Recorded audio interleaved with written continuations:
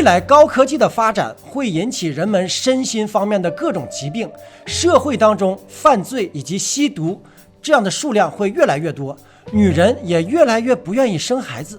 人口随之逐渐的老化凋零。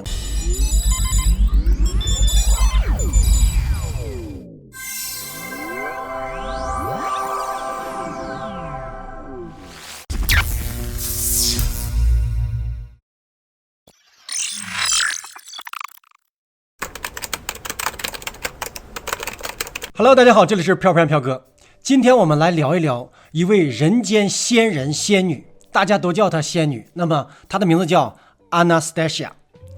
阿纳斯塔夏。这个名字貌似绕嘴，其实用其母语俄罗斯语发出来的话呢，更加显示其美丽，叫 Anastasia。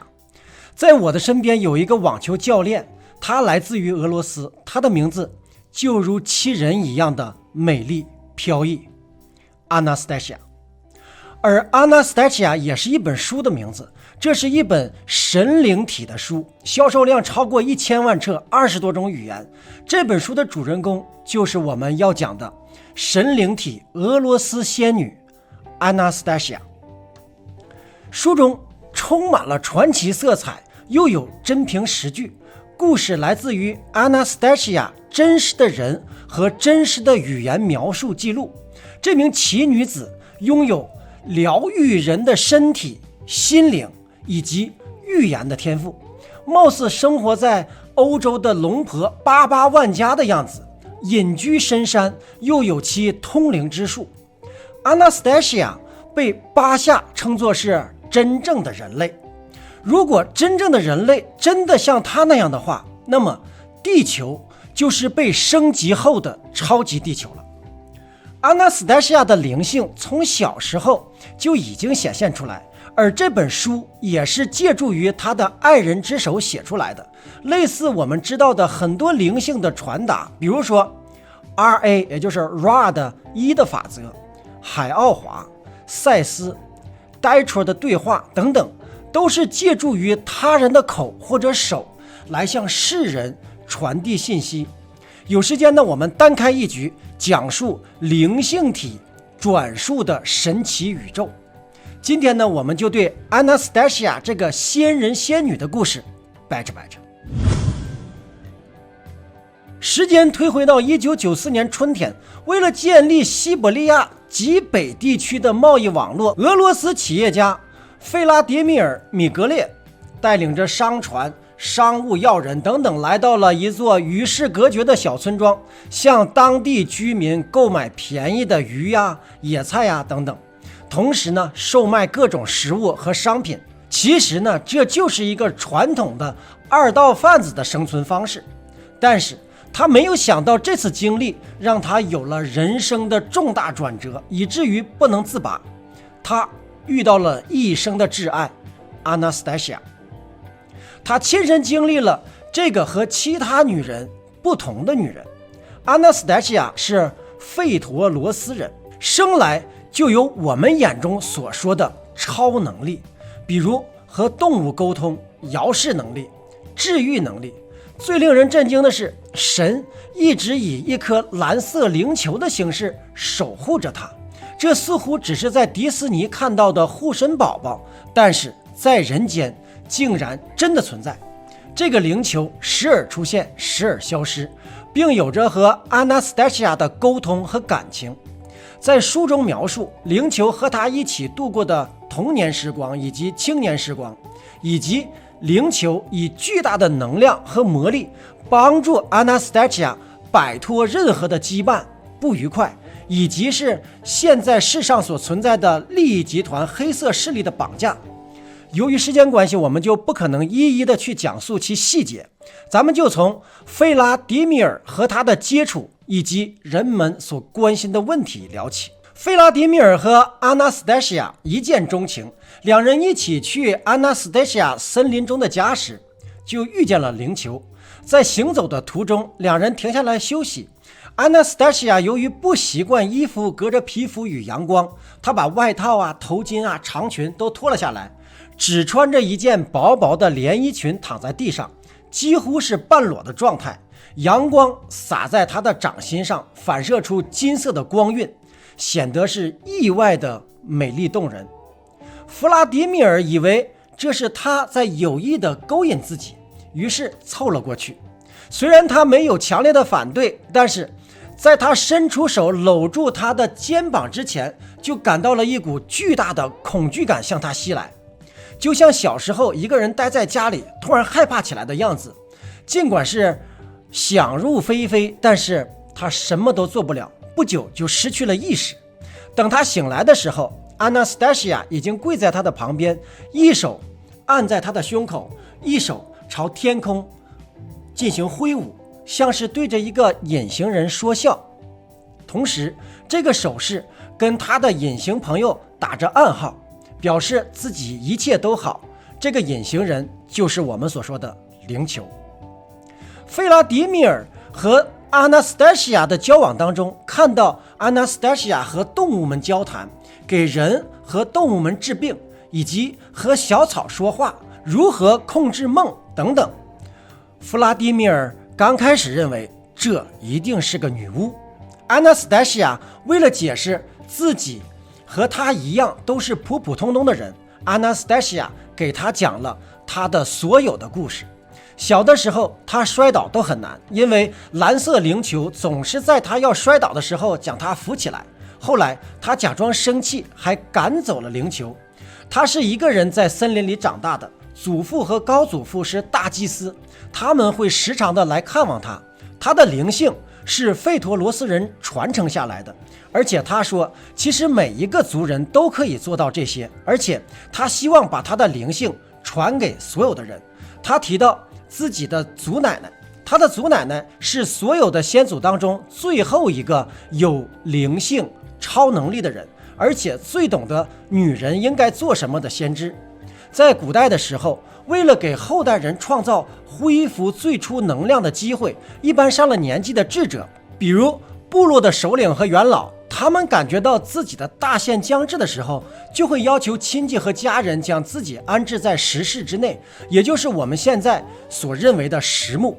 这种石墓或者石室是10000年前知晓建造方法的少数人，基本上都是部落的首领他们建造的。他们用重达几吨的石板围建而成，这些石室是由整块的巨石，有的甚至是巨石雕刻而成的，有些则是藏在深深的地下，用土覆盖起来。内部的面积大约是1.5米乘以2.5米再乘以2.5米的高度。他们会在其中一面墙上凿出直径大约是30公分左右的锥形孔，再用完全吻合的石头塞住。这种结构就是埃及金字塔的雏形。尽管造型不尽相同，但是两者的本质和功能是非常的相似相通的。如果大家觉得这个人值得进入，就会帮他达成心愿。他们会集中意念和悬空术，推开笨重的巨大石板盖。那么等他进入到石室当中之后再盖上，里面的人完全与外面的世界或者叫物质世界相隔绝。他可以与宇宙心智完全沟通，理解各种宇宙现象和人类地球的思想和行为。最重要的是，他们日后能够将这些思想传给活着的子子孙孙。石墓是智慧的纪念碑，纪念那些为了后代而牺牲自己的伟大的灵，所以他们的死是走进了永恒的冥想。和这种永恒的冥想相比，现在人类活着的时候所做的冥想只能是非常基础和起步阶段。阿纳斯塔西亚的祖奶奶为了保存这些最初的知识，在年纪刚刚进入古稀之时，就自愿地走入了石墓，等待死亡。祖奶奶在石墓里透过死亡悟出了更多的女性所需要的真理。只要人类恢复了意识，就会知道传承这些真理的重要性，并且帮助彼此了解这些真理。现在俄罗斯离高加索山脉不远处的几座城市里，依然有完整的保存下来的这种石墓，但是呢，许多的石墓已经被随意的破坏、洗劫一空。10000年前的人类拥有的知识也随着文明的渐渐流失而消失殆尽。遇到这样的奇女子，弗拉迪米尔自然会问到许多人们所关心的问题，包括飞碟的原理。那么阿纳斯达西亚对这些也确实是了如指掌。他说，大自然里有的微生物能将气体转换成固体，这些肉眼看不见的微生物以非常快的速度进行着这种过程，它们就是飞碟的引擎。我们现在使用的爆炸形式，这样的动力根本无法与之相比。飞碟臂是双臂构造，双臂之间大约相距是3公分左右，它们就是在上层的飞碟臂之间，同时飞碟臂的上层和下层的外壁都布满了细小的孔隙，以供应透气。微生物通过这些孔隙吸入空气，在飞碟正面形成真空，细小的气流甚至还没有碰到飞碟就准备转成固体了，而且经过微生物作用后，通常会变成圆圆的细小颗粒，这些颗粒会膨胀成直径大约是半公分左右的软胶囊状的圆球，从双臂间滑到飞碟的底部，分解消散，再次的成为气体。如果来得及，人还可以在它们分解前食用它们，因为是系列丛书，在不同的发布时期都有不同的主题。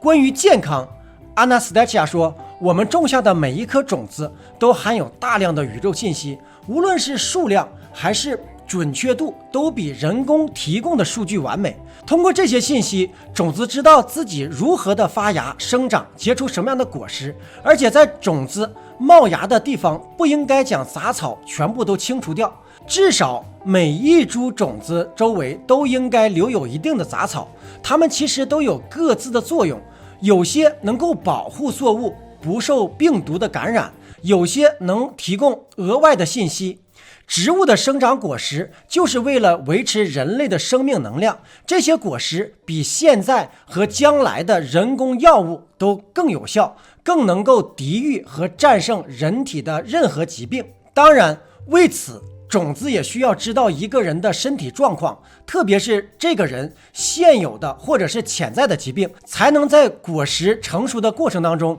调配出相应的成分比例。数量的多少和种植的面积并不十分重要，关键在于周围的自然环境充满着自己的信息，这就需要主人在作物的成长过程当中来接近它，触碰它，和它交流。当和地里的植物建立了关系之后，它们会主动的诊断、治疗、照顾自己的主人，为它量身打造最好的特效药。这就是为什么我们总说的人们要接地气的原因。 Oh my god， 嗷嗷狠。阿纳斯达西亚在弗拉迪米尔离开森林的时候，分享了他所有的能够告诉他的故事，并且恳请他把这些写成书来分享给世人，以唤醒沉睡的族人，重返真正的幸福的生活。而且阿纳斯达西亚告诉弗拉迪米尔，他会成为著名的作家，会很富有，也会因为想来见他和儿子而努力地提升自己的灵性，自己会为他生一个健康的儿子和一个漂亮的女儿，而他的前妻和女儿都会原谅他，他们的关系也会非常的好，而且会大量的改善。这里必须要加一句，这个有妇之夫真的就这么做了。可能很多人接受不了，为啥仙女要选择一个有妇之夫来作为她的配偶呢？这个仙女在系列丛书之后会有交代，将来单开一局。后来呢，阿纳斯达西亚说的这些事情都一一成真了，和他直接或者间接接触的好人，任何的好人都过上了自己的幸福生活。看了这个费陀罗斯人的故事的小伙伴们，你也会有幸福的生活。由于阿纳斯达西亚身份的暴露，也引起了当局的关顾，并且呢，一直想把他带到研究机构去研究，但是在灵球和他的法力的控制之下，都一一的化解了，而且和各种势力的斗争一直没有停止过。要实现阿纳斯达西亚所说的理想家园，绝对不是一时之功。阿纳斯黛西亚对俄罗斯和人类的未来也做了预言和冥想。在阿纳斯黛西亚的冥想画面里是这样的：未来高科技的发展会引起人们身心方面的各种疾病，社会当中犯罪以及吸毒这样的数量会越来越多，女人也越来越不愿意生孩子，人口随之逐渐的老化凋零。在新千禧年之初，也就是3000年左右，为了减少国内失业率，保障低收入户的最低的收入，以及解决难民问题等等，俄罗斯颁发了一个法令，免费为任何的愿意参与的家庭分配1公顷可以终身使用的土地，供他们建立家园，而且有权转给后代。上面所种的作物也不需要缴纳任何的税。很多中产的家庭以及富有的企业家都纷纷的加入这项计划，几年之内就有千万户的家庭创造了自己的家园，广袤的俄罗斯由此成为了天堂乐园。每个家园都种了针叶林、阔叶林等等，为土壤带来了养分，而且周围生长的小草也平衡了土壤的成分，没有人用化学的肥料或者是农药，空气、水质、植物也都随之得到了改善，变得都有了治愈的作用。从家园里采集的农产品和草药胜过进口或者是传统的产品，他们也不再去猎杀动物。西伯利亚人还会教很多的动物来如何的帮助自己，比如松鼠会站在树上，把有成熟的松子的雪松果朝下丢给人们，熊则托运装满松子的篮子、袋子，以及清理被风刮断的树枝等等。而且冬天熊们就会冬眠，不需要维修保养，春天的时候又回到了人们的身边。阿纳斯黛西亚讲的万物都需要人类的爱抚，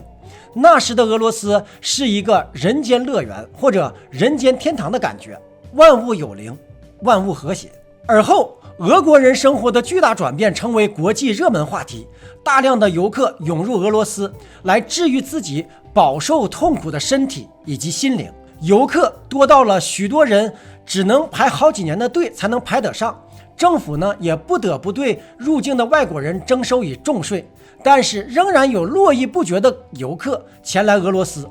在俄罗斯，人人都变得富有自由。来过俄罗斯的游客看到新俄罗斯人的生活以后，再也无法认可之前的价值观，全世界的资金都开始流向了俄罗斯。外国的中产阶级和富人都把钱力图存在俄罗斯的银行里，因为这里没有阴谋，没有破坏，没有战乱，一切祥和。很多的富人还会一直的遗赠积蓄来协助俄罗斯推动各项计划，因为他们相信这些计划将决定全人类的未来。国内人也将收入投资到国家计划当中。而后来俄罗斯发现一种新能源能够转化各种人类需要的能量，在这种能量面前，所有的武器包括核武器都成了不能发挥任何威力的摆设。于是各国纷纷的销毁军事武器以及其工厂，而俄罗斯也成了世界的科技中心。这样看来，俄罗斯才是真正的沉睡的雄狮。这就是阿纳斯黛西亚对未来的预言和冥想，希望1000年以后我们都在俄罗斯拥有这种生活。好的，关于阿纳斯黛西亚的离奇的故事，我们将来还会继续的分享。今天就飘到这里，感谢您的收看，请别忘了点击订阅和打开小铃铛。独在异乡为客，每逢孤独看飘哥。Peace out。